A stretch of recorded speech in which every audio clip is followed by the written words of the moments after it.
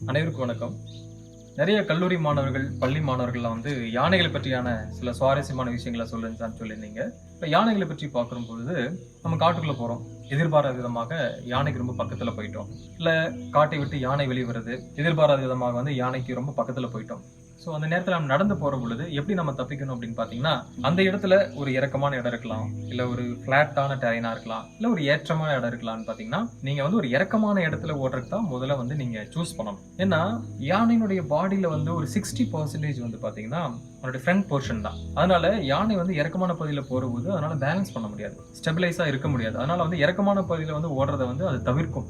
So அந்த இடத்துல நம்ம ஓடுறபோது நம்ம தப்பிச்சுக்கலாம். அதாவது நேரான ரோடு தான் சார் இருக்கு. அந்த ரோடு தான் ஓடுற போதுன்னா ஸ்ட்ரைட்டா நீங்க ஓடக்கூடாது. கொஞ்சம் வளைஞ்சு வளைஞ்சு நம்ம ஓடுற பொழுது யானையினுடைய அந்த பார்வையில இருந்து நம்ம தப்பிச்சு போறதுக்கான வாய்ப்புகள் அதிகமா இருக்கு. சோ யானையினுடைய ஐ சைட் பாத்தீங்கன்னா ஒரு 30 மீட்டர்ல இருந்து ஒரு 50 மீட்டர் தான் ஐ சைட் இருக்கும். அப்போ வளைஞ்சு வளைஞ்சு போறபோது அதனுடைய அந்த கண் பார்வையில இருந்து நம்ம விலகிடலாம். இரண்டாவதாக நீங்க ஓடுற போது உங்களுடைய தோல் ஏதாவது துண்டு இருக்கு, கையில ஏதாவது துணி இருக்குன்னா அதை கீழே போட்டுட்டு போலாம். யானை அதை மிதிக்க ஆரம்பிச்சிரும். அப்ப அந்த ஃபியூ செகண்ட்ஸ்ல நம்ம யானை விட்டு ரொம்ப தூரம் ஓடுவதற்கான ஒரு வாய்ப்புகள் நம்மளுக்கு கிடைக்கும். இது ஒண்ணு. சோ இரண்டாவது பாத்தீங்கன்னா யானையினுடைய அந்த காது மடல் எப்பவுமே ஆடிட்டே இருக்கும். சோ எதுக்காக சார் ஆடுது அப்படின்னு சொல்லி பாத்தீங்கன்னா, பூச்சிகள் உள்ள போகாம இருக்கறதுக்காக ஆடுதான்னு பாத்தீங்கன்னா, சயின்டிபிக்கா என்ன சொல்றாங்கன்னா, நம்முடைய பாடியில மனித உடல்ல பாத்தீங்கன்னா நிறைய வியர்வை சுரப்பிகள் இருக்கு. ஸ்வெட் கிளாண்ட்ஸ் நிறைய இருக்கு. நம்ம பாடி டெம்பரேச்சரை நம்ம உடம்பு அழகா சீரமைச்சுக்கும். ஆனா யானைகள் அந்த ஸ்வெட் கிளாண்ட்ஸ் கிடையாது. அதனால என்ன பண்ணா அந்த காது மடல் ஆடுற பொழுது அதுல இருக்கக்கூடிய அந்த வெளி காற்றானது அந்த காது வழியாக உள்ள போய் அந்த பாடி டெம்பரேச்சரை சீரமைச்சுக்கும். ஒரு ஃபிளாப் இப்படி போயிட்டு வரும்போது 1 டிகிரி செல்சியஸ் வரைக்குமே கண்டிப்பா குறையறதுக்கான வாய்ப்பு இருக்கு அப்படின்னு சொல்லிட்டு வெட்டரி டாக்டர்ஸ் எல்லாமே சொல்றாங்க. அதனால அந்த காதை அது ஆட்டிட்டே இருக்கும். ரொம்ப டெம்பரேச்சர் அதிகமா இருந்துச்சுன்னா ரொம்ப வேகமா ஆட்டிட்டே இருக்கும். ரொம்ப கூலான கிளைமேட்னா ரொம்ப அதிகமா காதை ஆட்டாது. மூணாவது பாயிண்ட் பாத்தீங்கன்னா, யானை நம்மளாம் குளிக்கிறது காதுக்குள்ள தண்ணி போகும் இல்லைங்களா? அப்போ யானை பாத்தீங்கன்னா சில ஆற்றுல ஒரு சைடா கூட படுத்து குளிச்சுட்டு இருக்கும். அந்த நேரத்துல தண்ணி காதுக்குள்ள போகாதான்னு பாத்தீங்கன்னா, அது ஒரு ஸ்பெஷல் ஸ்ட்ரக்சர் இருக்கு. ஸோ உருவ அமைப்புல ஒரு சின்ன ஸ்பெஷல் ஸ்ட்ரக்சர் அந்த காதை க்ளோஸ் பண்ணிக்கும். அப்ப தண்ணி உள்ள போகாது. பொதுவாக யானைகள் ஒரு நீர்வாழ் உயிரினம் தான். அது எவால்வ் ஆகி யானையா இப்போ காட்டுக்குள்ள நம்ம இருந்துட்டு இருக்கு அப்படிங்கிறது தான் அந்த சயின்டிபிக் ஸ்டடி. இது ஒரு மூணாவது சுவாரஸ்யமான தகவல். நாலாவது பாத்தீங்கன்னா அதோட துதிக்கை.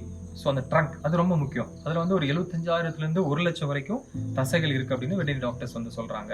சோ அதுல பாத்தீங்கன்னா கிட்டத்தட்ட தண்ணி குடிக்கிறதா இருந்தாலும் சரி, இல்ல ஒரு மரத்தை ஒடிக்கிறதா இருந்தாலும் சரி, அந்த ட்ரங்கை வச்சுதான் அது மூவ் பண்ணும். அது மட்டும் இல்லாம அந்த நிலத்துல எப்பவுமே அதை வச்சுட்டே இருக்கும். அப்ப வச்சுட்டே இருக்கும்போது வைப்ரேஷன் மூலியமா கூட தனக்கு எதிரிகள் யாராவது வர்றாங்களா, தேவையில்லாத விஷயம் ஏதாவது இருக்குதா அப்படிங்கறத அதை உணர முடியும். ஸோ ட்ரங்க் யானைகளுக்கு ரொம்ப முக்கியமான ஒரு விஷயம். அடுத்து அதோட ஸ்மெல்லிங் கெப்பாசிட்டி. ஸ்மெல்லிங் கெப்பாசிட்டி பாத்தீங்கன்னா எந்த காடுகளும் அடர்த்தியா இல்லை அப்படின்னு சொல்லி பார்த்தா 5 கிலோமீட்டர் வரைக்கும் அதோட ஸ்மெல்லிங் கெப்பாசிட்டி இருக்கும். 5 கிலோமீட்டருக்கு அந்த சைடு ஒரு வாட்டர் சோர்ஸ் இருந்தா கூட அதை ஸ்மெல் பண்ணி அது பக்கமா போகக்கூடிய அளவுக்கு கெப்பாசிட்டி யானைகளுக்கு இருக்கு. அதனால யானைகளுடைய ஸ்மெல்லிங் கெப்பாசிட்டி ரொம்ப பிரதானமான ஒரு விஷயம்.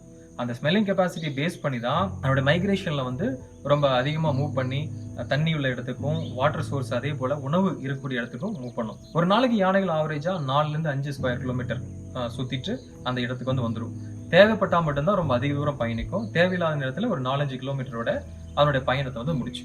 அப்புறம் யானைகள் ஒரு நாளைக்கு எவ்வளவு சாப்பிடும் சார் அப்படின்னு சொல்லி பாத்தீங்கன்னா, அதோட பாடி வெயிட்ல ஒரு 5% சாப்பிடும். இப்போ ஒரு யானை நல்லா வயது முதிர்ந்த யானை ஒரு 4 டன் இருக்குன்னா, இந்த 4 டன்ல பாத்தீங்கன்னா 5% போட்டீங்கன்னா ஒரு 200 கிலோ. சோ 200 கிலோ உணவை அது எடுத்துக்கும். நீர் எவ்வளவு சாப்பிடுன்னு பாத்தீங்கன்னா ஒரு 150 லிட்டர்ஸ், அதே அளவுதான் 5%. ஒரு 150 லிட்டர்ல இருந்து 200 லிட்டர் வரைக்கும் நீராக குடிக்கும். இப்ப சம்மர் சீசன்லாம் அவ்வளவு தண்ணி இருக்காதே சார், என்ன பண்ணலாம்னு பாத்தீங்கன்னா, தண்ணியா குடிக்கிறது மட்டும் இல்லாம அது சாப்பிடக்கூடிய சாப்பாட்டுல இந்த உணவுல இருக்கக்கூடிய தண்ணியும் நம்ம கணக்கு எடுத்துக்கலாம். சில நேரத்துல யானை ஒரே இடத்துல நிக்காம டான்ஸ் ஆடிட்டே இருக்கும். அதாவது மூவ்மெண்ட் பண்ணிட்டே இருக்கும். அந்த ட்ரங்க் எல்லாம் ஆடிட்டே இருக்கும். எதுக்குன்னா அந்த 4 டன் 5 டன் எடையுள்ள யானை ஒரே இடத்துல நின்றுச்சுன்னு பாத்தீங்கன்னா அது பாடி ஸ்டெபிலைஸ் பண்ண முடியாது.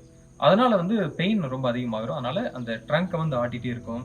கால் மூவ்மெண்ட் பண்ணிட்டே இருக்கும். அதான் சில நேரத்துல யானை டான்ஸ் ஆடுற மாதிரி மூவ்மெண்ட்லயே இருக்கிறத உங்களால பார்க்க முடியும்.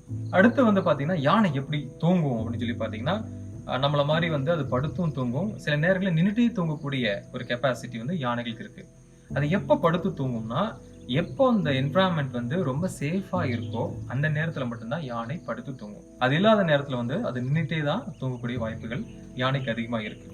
சோ அடுத்து யானைகள் வந்து அதனுடைய கர்ப்பகாலம் வந்து பார்த்தீங்கன்னா 18 மாசத்திலிருந்து 22 மாசம். நம்முடைய மனுஷன் மாரி ஒரு 2 டைம்ஸ் அதிகம் அதனுடைய கர்ப்பகாலம். அது யானை குட்டி பிறந்த உடனே 13லேருந்து 14 வயசுல அந்த பருவ முதிர்ச்சி அடையும். பருவ முதிர்ச்சி அடைஞ்ச பின்னாடி அது வந்து தன்னுடைய கூட்டத்தை விட்டு பிரிஞ்சு போயிரும். பிரிஞ்சு போயிட்டு அந்த ஆண் யானை தான் பிரிஞ்சு போய் தனியா இருக்கும்.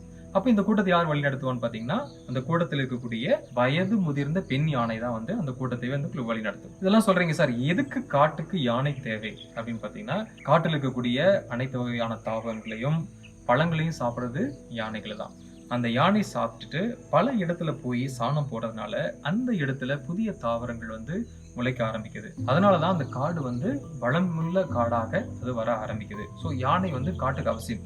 அது மட்டும் இல்லாம வந்து பாத்தீங்கன்னா, இதுதான் வந்து ட்ராக் போடும் காட்டுக்குள்ள. புதிய பாதைகளை இதுதான் போடும். இது போடுற வழியில தான் மற்ற மிருகங்களும் நடந்து போறதுக்கான வாய்ப்புகள் அதிகமா இருக்கு. ஸோ யானை வந்து ஒரு காட்டுக்குள்ள இருந்தால் மட்டும்தான் அந்த காடு காடா இருக்கும். ஸோ யானையை தான் வந்து இன்ஜினியர் ஆஃப் தி ஃபாரஸ்ட்னு சொல்லுவாங்க. காட்டினுடைய பொறியாளர்னு சொல்லுவாங்க.